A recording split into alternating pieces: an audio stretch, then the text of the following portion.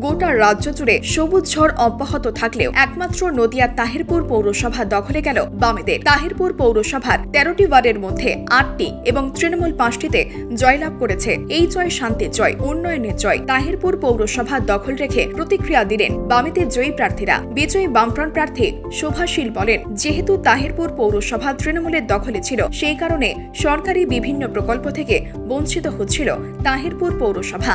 শুধু তাই নয়, অন্যান্য পৌরসভার যে প্রাপ্য অধিকার সেটা থেকে তাহিরপুর পৌরসভাকে বঞ্চিত করে রাখা হতো বলে অভিযোগ। এর পাশাপাশি দীর্ঘদিন ধরে পৌরসভা ছিনিয়ে নিতে বামকর্মী সমর্থকদের ওপর অকথ্য অত্যাচার চালিয়েছে রাজ্যের শাসক দল। আর এটাই তাহিরপুর এলাকার সাধারণ মানুষ মেনে নিতে পারেনি। সেই কারণে সাধারণ মানুষ শান্তির পক্ষে, উন্নয়নের পক্ষে সমর্থন করেছে। তৃণমূলে গোষ্ঠীকন্দলের ফলে তাদের তাহিরপুর পৌরসভায় এই হার স্বীকার করে নিল তাহিরপুরের পরাজিত প্রার্থীরা। তাদের দাবি, তাহিরপুরে বামেদের শক্ত ঘাঁটি হলেও তৃণমূল ভালো শক্তিশালী সংগঠন তৈরি করতে পেরেছিল, কিন্তু গোষ্ঠী কোন্দলের কারণে শাসক দল থাবা বসাতে পারল না। আমার নাম শোভাশীল। আমি 3 নম্বর ওয়ার্ড থেকে জনগণ আমাকে নির্বাচন করেছে, তাদের আশীর্বাদেই আমি জিতেছি। তাহিরপুরের জনগণ তারা অশান্তি চায় না। হ্যাঁ, এর আগেও আমরাই বোর্ড গঠন করেছিলাম। দেখেছি যে 2015 থেকে 20তে তৃণমূল কংগ্রেসের বোর্ড ছিল, কিন্তু তখন দেখেছি ভোটে জয়ী হওয়ার পরেই বামফ্রন্ট আমলে যে সমস্ত উন্নয়নমূলক কাজ ছিল সেগুলোকে তারা রাগে, রোষে এবং জনগণকে বঞ্চিত করে সেগুলো তারা ভেঙে দিয়েছে।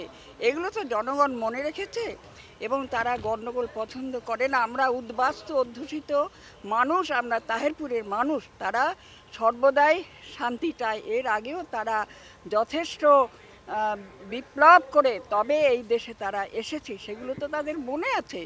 তাদের যে দলিল দেওয়া, প্লটের যে একটা সিকিউরিটি, এগুলো বামফ্রন্ট আমলেই এগুলো হয়েছে। মানুষ সেগুলো মনে রেখেছে, কিন্তু মাঝখানে খানিকটা বিভ্রান্ত হয়ে তারা ওই 15 থেকে 20 সাল পর্যন্ত তৃণমূলের কাউন্সিলর আমাদের ছিলেন।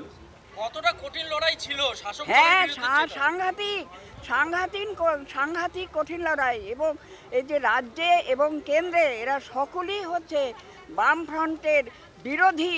সব পার্টি থাক, বামফ্রন্টকে ধূলিসাৎ করো, এই হচ্ছে তাদের উদ্দেশ্য।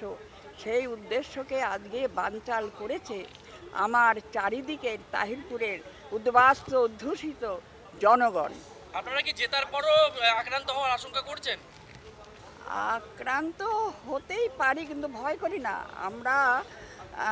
আমরা আক্রমণকে ভয় করি না, কারণ এরা অত্যন্ত অত্যাচারী। এটা এদের মজ্জাগত হয়ে গেছে তাহিরপুরের ক্ষেত্রে। তাহিরপুরে বিগত দিনে ভোট সিপিএমের ছিল, তা সত্ত্বেও তাহিরপুরে একটা ভালো সংগঠন তৈরি হয়েছিল যুবকদের নেতৃত্বে, যারা বিশ্বজিৎ করের নেতৃত্বে। এর ভালো ভালো সংগঠন তৈরি হয়েছিল। এবারে তো আমাদের খুব আশা ছিল তাহিরপুর আমরা পাবো। আমাদের তাহিরপুরে ব্যর্থতা হয়েছে যে আমাদের কেন্দ্রের দিকে প্রবলেম ছিল, যেহেতু বামপন্থী দলে সেটা হচ্ছে সবসময় লবিটা কাজ করে। দুটো লবিকে আমরা যদি একটা জায়গায় এনে যদি আমরা কেন্দ্রে দিতে পারতাম, আমাদের 100% ভোট ছিল।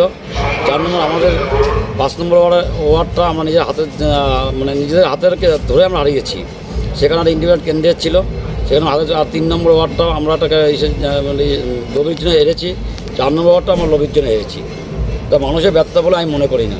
তারপরে মানুষ আমাদের ভোট দিয়েছে। তৃণমূলের গোষ্ঠীকন্দলকে তারপরে হার, গোষ্ঠীকন্দল তারপরে হার, এত নিঃসন্দেহে।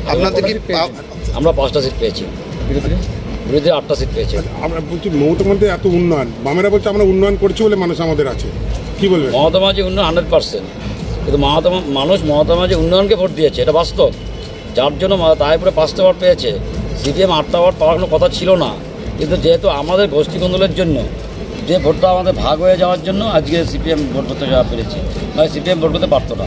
কি নাম আপনার? আমার নাম তপন কুণ্ডু, আমি 6 নম্বর ওয়ার্ডের সভাপতি। নদিয়া থেকে সুরজিৎ দাসের রিপোর্ট, এনবিটিভি।